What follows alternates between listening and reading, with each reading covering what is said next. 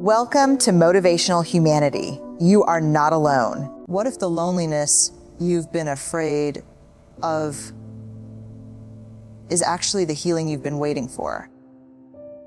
Stay with that question for just a moment, because I need you to hear what I'm about to say, not as a psychologist, not as an expert, but as someone who understands what it feels like to spend decades pouring yourself into everyone else's cup while yours quietly ran dry.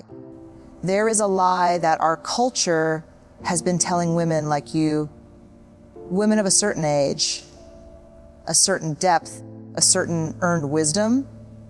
And that lie sounds like this. Today, we dismantle that lie together with grace, with science, and with the kind of honest conversation that most people are too afraid to have, because the truth, the deep, beautiful, liberating truth is this, them goofy, let me talk to you for a moment about what happens inside your body, inside your brain, when you are constantly surrounded by people who drain you. Researchers at the University of Michigan found something remarkable. Social interactions with people who feel emotionally taxing elevate our cortisol levels, our stress hormone, by as much as 21% for hours after the interaction ends. That means the conversation you had last Tuesday, the one where you smiled through the whole thing but felt hollow afterward, your body is still carrying it. Your nervous system filed it as a small threat. And you know what I'm talking about, don't you? The family gathering where you felt like a stranger, the friendship that always leaves you with more questions than comfort, the phone call that feels like an obligation, not a joy. Your exhaustion is not weakness. It is data. It is your wise, experienced nervous system whispering, sometimes screaming that not all company is nourishing, not all presence is peace, and here is where the healing begins, not in the crowd, but in the sacred, deliberate choice to be alone. Psychologists call this restorative solitude, and it is one of the most clinically proven forms of emotional regulation we have. When you choose to be alone, not because you have to, but because you have learned to honor yourself, your prefrontal cortex, the seed of wisdom and clarity, actually grows stronger. You think more clearly, you feel more deeply, you understand yourself more honestly. This is your birthright, dear friend. Not noise, not performance, not the relentless act of being needed by everyone while belonging fully to no one. You were made for this, for stillness that speaks, for silence that heals. I want to talk about something that very few people will say to you directly. So I will. Not every person in your life belongs in your inner sanctuary. That is not cruelty. That is not selfishness. That is the quiet, courageous act of a woman who has finally understood that her energy, her emotional energy, is finite. It is sacred, and it deserves to be protected with the same fierce, gentle love that she has always offered to everyone else. There is a term in psychology called emotional contagion. It means that we absorb the emotional states of the people around us, not metaphorically, but neurologically. Through mirror neurons in our brains, we literally begin to carry the anxiety, the pessimism, the chaos, the unhealed wounds of the people we spend the most time with. This is why, after spending 3 hours with certain people, you feel like you need 3 days to recover. You are not being dramatic. You are not being antisocial. You are being honest about what your nervous system has quietly been telling you for years. Setting boundaries, real boundaries, loving but firm, is not a rejection of the people in your life. It is the most honest gift you can give them. Because when you show up from a place of fullness, from a place of genuine peace, you are actually present. You are actually there. But when you show up depleted, resentful, running on obligation, that is not love. That is performance. And both of you deserve better. I want to invite you to do something right now, not later, right now. As you are watching this, I want you to think of the 5 people you spend most time with and ask yourself, not with guilt, not with judgment, but with the tender honesty of a woman who has earned the right to ask more like yourself. That is this standard, not whether they are a good person, not whether they need you, not whether saying no will cause conflict. More like yourself. Because the older we get, the more chapters we have lived, the more precious the remaining ones become. You do not have time for relationships that systematically diminish who you are. Think of your inner circle like a garden. Some relationships are the roses. They require care, yes, but they also bring profound beauty, fragrance, joy. Others are the weeds, not evil, not malicious, but consuming the soil and sunlight meant for your growth. A wise gardener does not feel guilty for pulling the weeds. She does not apologize to the weeds. She protects the roses. I want to share something personal with you right now. Years ago, I worked with a woman, let's call her Margaret, who was 63 years old, recently widowed, recently retired, and completely terrified of being alone. Not because she didn't have people around her. She had plenty, family, friends, a full calendar, but every evening when the house went quiet, she would reach for television or the phone or anything to fill the silence. When I asked her what she was afraid of hearing in the silence, she paused for a very long time. And then she said something that I have never forgotten.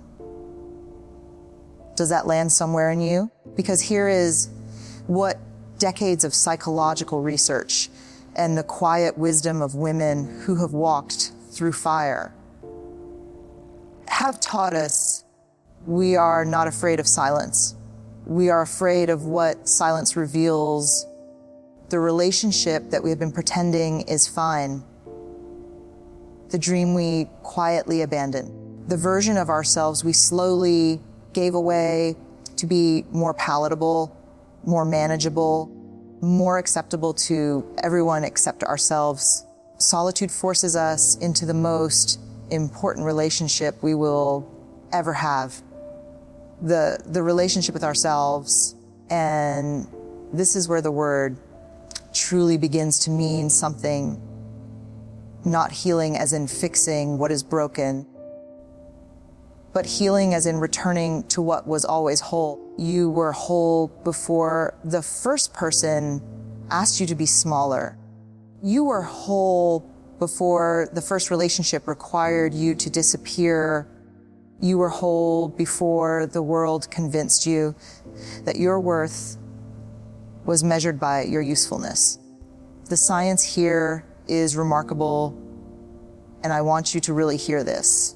Researchers at the University of Rochester found that people who voluntarily spend time alone, what they called high-quality solitude,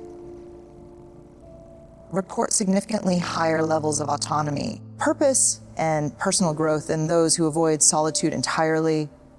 Not loneliness, not isolation, but chosen, deliberate solitude. The solitude you choose is one of the most powerful psychological tools you possess.